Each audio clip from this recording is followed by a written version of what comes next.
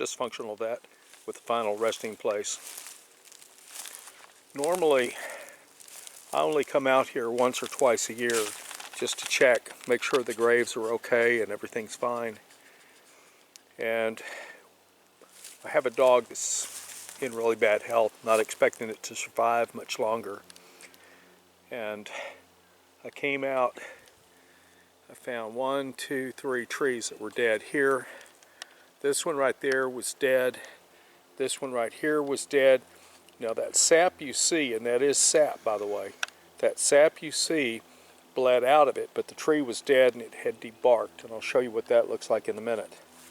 But I came out here, and before anybody complains about me having Anheuser-Busch beer on my dog's grave, he discovered what beer was, and if I ever brought a pack home, he would take it out, he'd punch one hole in it and suck it down, and he'd be very drunk.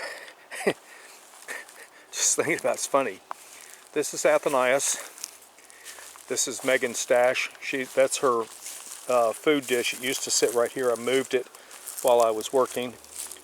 This is Obi, and Obi died an extremely violent death. When I found him, I could actually see his spinal cord. Whatever grabbed him pulled him apart. I can't even imagine that. There was so much blood. These are the puppies. They were born on 27 December 2018, and they were born dead. The other puppies, the polar gang, Savaka Nepolarny Medved, Savakovich Makar, Savaka Volk, Savaka Fern, Savaka Nizavut, they were all born on the day before, and they were born alive. And this is Tilda. She died just very recently, and her mother is anticipated to die very soon. That dog is so old and so frail. Every day that she lives is a literal miracle. Over here I had to cut a couple of trees so that I could get the tractor in and dig her a grave. And it's not deep enough yet. I'm going to have to finish the rest of it by hand. But I'm into clay, and the clay binds up on my Kubota tractor, which we're going to get to in a minute. These trees, when I cut them, the ones I was just talking about a moment ago that are dead, as you can see, it made quite a little mess here. Now I've got this log, this one right here, and that one right there that I can make sacrificial lambs out of. They're long enough and straight enough that I can turn them into something useful, such as a concrete form, or using them as something to put dirt in and hold the dirt while the dirt settles down and the grass grows and raise stuff up. As I told you, these trees are dead. You can see some of the bark where I dragged them off. These are 3 trees right here that I'm going to cut into sacrificial lambs. More bark.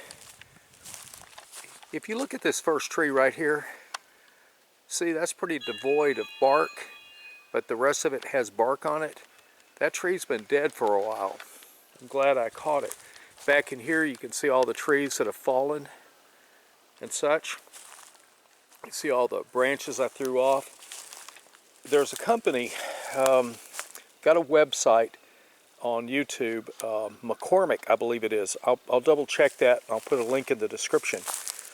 I want to really impress on anyone that's looking at buying a tractor or who has a tractor and doesn't have a lot of experience to watch their videos.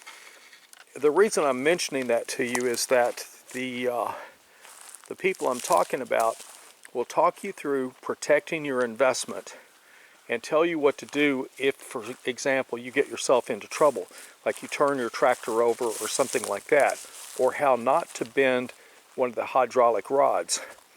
But coming back to that, I have watched their videos, and I very carefully cleaned, see all this stuff right here? This trail was completely unwalkable. Got a tree down already. This trail was completely unwalkable this morning, but after cutting some of these trees that had fallen and breaking them into manageable pieces with what I gained from, or gleaned from, watching McCormick tractors, and like I said, I'm going to put a link, I'll find it, put it in there. From what I found, I was able to get all this cleared off and I had no problems. I didn't damage my tractor. So I really want to put a plug in for those guys. And one other thing while I'm thinking about this, if you look in here, let's see, I got to get orientation here. Do you see this really white tree? That is a dead pine that is still vertical. When it falls, don't know which way it's going to go, but I try to get in on any kind of a tree that's going to fall and get it down before it falls on something that matters. Out here in the forest, out here, this area that I'm panning for you, if a tree dies out here, we just let it fall. We don't care where it goes. So, ouch. I want to encourage all of you to learn how to use your tractor. I want to encourage, oh, here's another dead tree. Look at this right here. See this one right here? Look at that. Not a single, not even any branches. The whole top's broken out. What a pain. It can't reach anything, so I'm just going to let it sit.